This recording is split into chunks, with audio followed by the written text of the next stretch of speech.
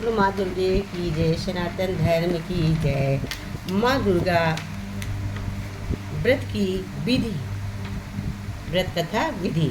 व्रत की विधि प्रातः कर्म से नित्य कर्म से निवृत्त हो, स्नान कर मंदिर में या घर में ही नवरात्र में दुर्गा जी का ध्यान करके ये कथा कहनी चाहिए।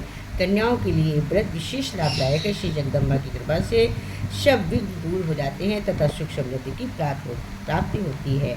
सबसे पहले प्रार्थना करना चाहिए, हे परमेश्वरी, मेरे द्वारा रात दिन सहस्त्रों अपराध होता है, ये मेरा दास है, समझकर मेरे अपराधों को क्षमा करें। हे परमेश्वरी, मैं आवाहन विसर्जन और पूजन करना नहीं जानती, मुझे क्षमा करें। हे सुरेश्वरी, मैंने जो मंत्रहीन क्रियाहीन भययुक्त पूजन किया है वो स्वीकार करें। हे परमेश्वरी, अज्ञान से, भूल से अथवा बुद्धि से, भ्रांति से जो न्यूनता अथवा अधिकता हो गई हो उसे क्षमा करिए तथा प्रसन्न होइए। जब मंत्र ओम ऐं ह्रीं क्लीं चामुंडाय विच्चे, ओम ह्रीं क्लीं चामुंडाय विच्चे मनोकामना सिद्धि के लिए इस मंत्र को 108 बार या सुविधा के अनुसार जितने बार कर सकें उतने बार करना चाहिए। जितनी बार अपने से हो जाए उतनी बार, नहीं हो पा रहा है तो 11 बार 21 बार उंगलियों को बोल कर हमें इसकी पूजा आराधना करनी चाहिए। और आराधना के सहित हमें नवरात्र व्रत अगर हम नहीं भी रह पा रहे हैं पूरे, तो हम केवल पूजा कर सकते हैं, एक समय भोजन करके रह सकते हैं, एक समय फलाहार करते रह सकते हैं। हम केवल पूजन करके भगवान की माता की आराधना करते रहें, उनका कीर्तन भजन सत्संग करते रहें।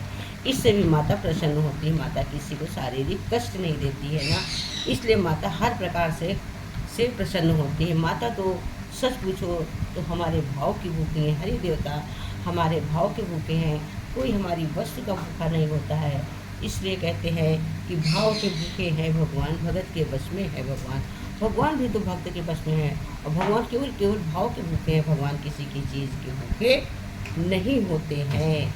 इसलिए भगवान कहते हैं कि जितनी पूजा कर सकते हो उतनी करो, बस केवल और केवल हृदय से मनन करो, याद करो, आराधना करो।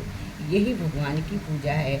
हम भगवान की पूजा करें और केवल पूजा करके उठ जाएँ, और अगर हमारी उधर मन नहीं लगता है तो ऐसी पूजा से कोई लाभ नहीं होता है। जब तक कि हमारा जहाँ पे मन लगे तभी हमारा लाभ होता है।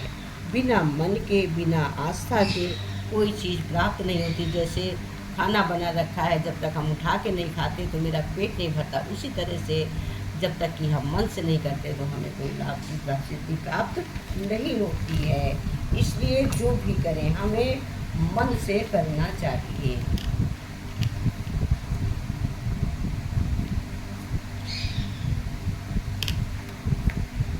बोलो माता रानी सरकार की जय।